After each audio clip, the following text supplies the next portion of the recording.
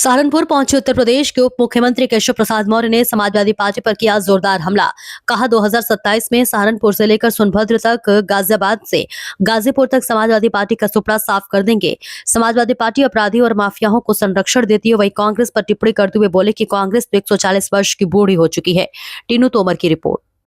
लेकिन महान स्वतंत्रता संग्राम सेनानी और यहाँ से विधायक भी रहे, सांसद भी रहे, समाज सेवा में समर्पित रहे और असली समाजवादी चौधरी श्री मुल्की राज सैनी जी, जिनकी मूर्ति के अनावरण के कार्यक्रम में मुझे 14 दिसंबर को आना था, उस समय नहीं आ पाया।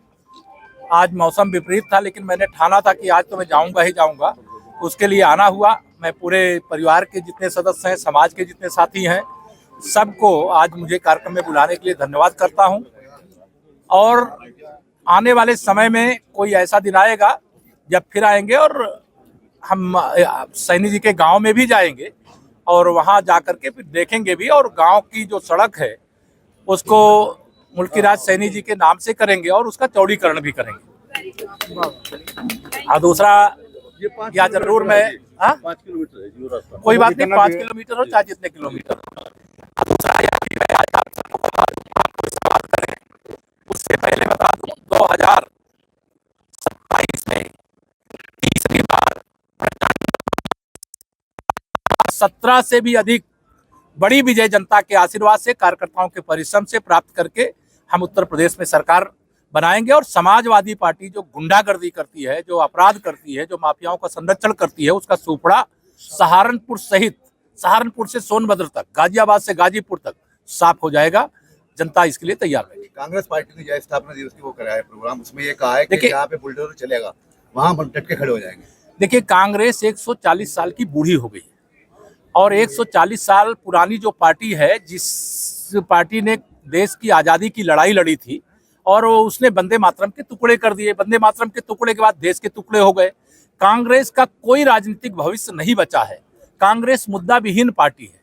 माननीय नरेंद्र मोदी जी को सरकार में आने से रोकने के लिए दुष्प्रचार किया, अफवाह फैलाया, संविधान खत्म करने का झूठ बोला, आरक्षण खत्म करने का झूठ बोला, लेकिन फिर भी देश की जनता ने तीसरी बार मोदी सरकार बनाई और कांग्रेस का इतिहास के पन्नों में दर्ज होना सुनिश्चित है। कांग्रेस का कोई राजनीतिक भविष्य नहीं।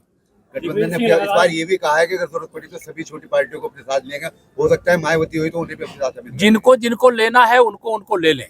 हम भारतीय जनता पार्टी और एनडीए जिस तरह से लड़ रहा है, वह और बड़ी विजय जब 2029 आएगा तो आप देखिए, प्रचंडतम से प्रचंडतम बहुमत माननीय नरेंद्र मोदी जी को चौथी बार प्रधानमंत्री बनाने के लिए मिलेगा। और जैसे लोकसभा चुनाव 2024 के संपन्न हुए, फिर हरियाणा विधानसभा चुनाव में कौन जीता? भाजपा। महाराष्ट्र विधानसभा में कौन जीता? भाजपा। दिल्ली विधानसभा में कौन जीता? भाजपा। और बिहार में अभी जो ऐतिहासिक विजय हुई वो भाजपा गठबंधन की हुई।